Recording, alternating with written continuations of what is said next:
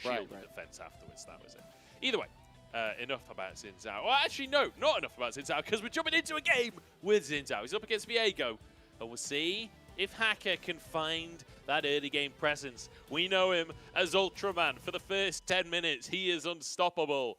Whether or not that'll be the case today, and whether or not he powers down beyond that will be the question. Charm flash potential. Not sure there's a W here. There it lands. Oh, great little charm actually coming out, and Care going to be slowed by the red buff. He's flashed into the wrong side of the map, and this is going to be first blood. Care turns invisible, but it's not going to matter. Tarzan finds maybe the easiest first blood of his life. And now Scout with an advantage in the mid lane, but also Viego, an early kill. That's fantastic. Especially with Tarzan being such a proficient player of the champion too. Despite not winning that last game, mechanically, Tarzan was really on point. We got an all-in the picture-in-picture though, but 2v2 fizzle out. And this is basically what we said before, right? You have the early reset combo of Ahri Viego, very powerful into the mid game, but they have a lot of early gank pressure as well. Early pressure in lane from Ahri with a electrocute, with the W, consistent trading. And now Hacker has his first run at the map in topside. You're on vision there, buddy. You're on vision there, buddy. That is not the scaling I've been talking about. He's scaling towards his side of the map right now as Jojo gets a double quickness. Tarzan's going to go down. And FPX find themselves a pick pretty much for free. I mean, LNG, they move their bot lane towards that top side. They try and get some vision control. They put down control wards in the river to try and make sure that this second Herald doesn't go over to FPX. But they don't manage to achieve it because Tarzan, he misses one of those wards. He gets caught out, and finally, Hacker's Xin Zhao gets onto the board. This early game champion has not really managed to get involved in all too much. FPX with that second Herald will need to make themselves a power play to keep themselves at least alive on that top side of the map. Xin Zhao does fall off as the game goes on. Yeah, he certainly does. But Hacker getting another Herald for himself. And honestly, I feel like the story of both Game 2 of this series and now Game 3 is vision control. FPX doing it once again, just always knowing where Tarzan is. It's not like LNG didn't try at this point. They both teams afraid of the pick CC, but neither one finding an engage. I'm just surprised FPX didn't want the 4v5 fight. Well, Gala was Here we in the go. mid lane. Xiaolao, who goes on in, hung the target as he flashes out to safety, and Scout alongside Gala here. The carries are there, but Care jumps on top of everybody. That's the Nico we were looking for. That's the B1 pick we've all heard about. Tarzan potentially looking for a re-engage here. To set up the next big play. FPX taking that mid lane outer turret might be the most important thing out of this entirety of this trade. They put down that second Herald. Takes them a little while to find themselves an engage. They take down that tower first, and they manage to fight around the choke point. LNG, it felt like they've been given a bit of a free pass around that dragon, but then they kind of just blindly walk into this choke point, even with the Aphelios and his damage at this point in the game, not able to stand up to the Xayah Feathers, and of course that Care ultimate. Blows the ultimate, but he does have, of course, second rank in that Spirit Rush because he's at level 12 now. He's going to use the last charge to find a pick. Yeah, the target is Pop Blossom going to come out to answer. Tarzan flashes away though, keeps himself alive. And here comes Zika to get on to Jojo and Care. The damage is there, but they can't quite finish the kill. Xiaolao, who's zoning the rest of the squad as Zika tries to walk away, hung as well. Abandoned by the squad, and he's the one to go down once again. Like, that was Scout going forward for a pick onto Care. Then the rest just sort of plays out with FPX finding themselves that victory. It's just not very precise, right? Scout blew the ultimate earlier in River, and I think LNG just thought, okay, we've got to use the rest of this ult. We need to find something out of this Ahri ult before we lose that playmaking tool, particularly because Baron had just spawned, particularly because they've been losing a couple of fights in a row. But it's imprecise. It's not as coordinated as they need it to be. In FPX, they pull ahead with another phase of this game. At least LNG is starting to trade across the map again. Scout could look for a pick onto Hacker instead. They're going for it, dodges away from the stun, but the charm will land. Do they have the damage this time around? There's the knock onto Hung. It's Hung down once again, but LWX on the backline knocked up by Zika. In the meantime, Gala surviving the attempt from Care. Calibrum's not enough though. And now Zika just gets turned on. LNG just can't finish anyone off, and they're punished every time. Zika tries to escape, but he's got nowhere to run.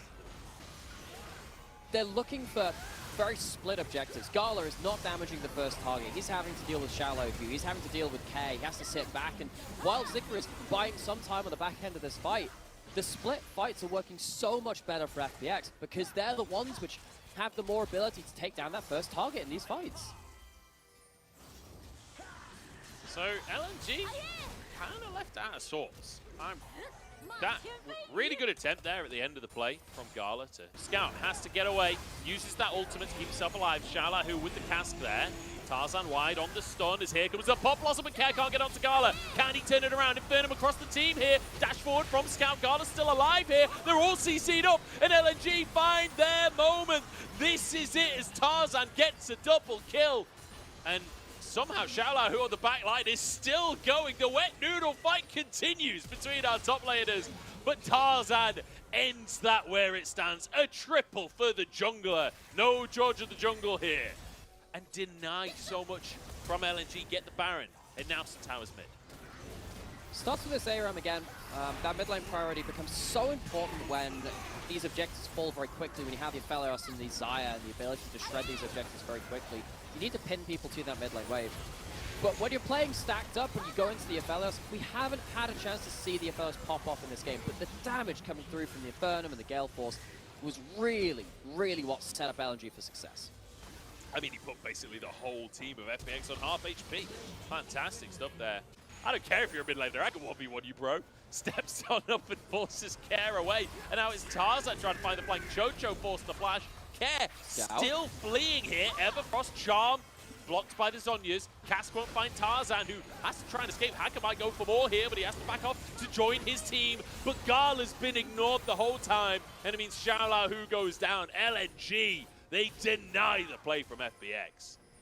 It was creative, but it wasn't quite decisive enough. They can't combo up with Care walking into the team. They can't time it right. LNG disengage and they find their fight. They're going to take down another tower and march back in towards the base.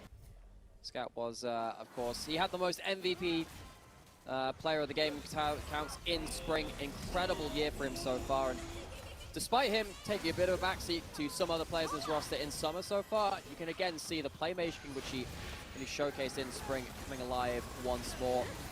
Gala gets another chance to free fire. The Aphelios has been the deciding pick in this series. As this will be mid lane priority, bought by LNG. You can see Hunk trying to defend the wave while the rest of the team pushes that in. Another charm. Everfrost is there, and he just ain't tanky enough. Shaolahu taken out of the picture. That's Featherstorm burnt as well. FPX have nothing. They got worse than nothing. Care caught just in that brush as well. Has to Protobell away. They're split. Hacker's going to pay for it.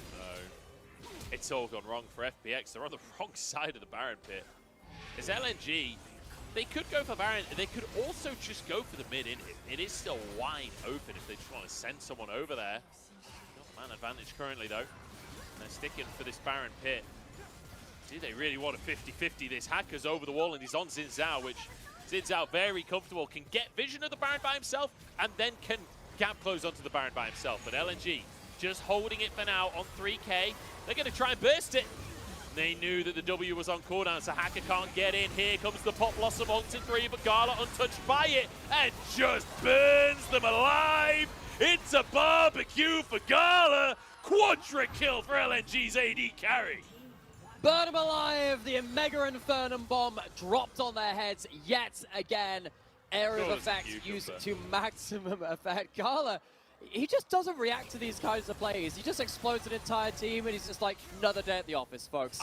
Look, I swear, Gala, he's one punch man. He's Saitama. Like, not a single emotion on his face after just annihilating everyone. He's been annihilating so many games in a row now, walking towards the Nexus. Yep, this one's over. LNG, they made it look tough. They made it look real tough, but they do finish it off in the end. FPX doing their utmost, and I think showing that they are still a team that you've got to respect. But LNG keep themselves in the conversation towards the top of the table. Now 3-2, I believe, on the scoreboard.